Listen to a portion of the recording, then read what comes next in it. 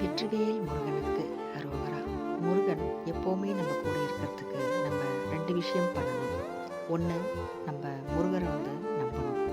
இன்னொன்று, நம்ம எப்போவுமே யாருக்குமே எந்த கெடுதலும் செய்யக்கூடாது. மனசளவுலையும் கெடுதல் செய்யணும்னு நினைக்கக்கூடாது. இந்த 2 விஷயம் நம்ம பண்ணோம்னா முருகர் எப்போவுமே நம்ம கூடவே இருப்பார்.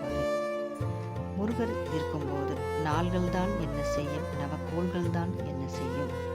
ஜாதகத்திலேயோ நம்ம வீட்லேயோ என்ன பிரச்சனை இருந்தாலும் யாராக இருந்தாலும் நம்மளை ஒன்றும் செய்ய முடியாது.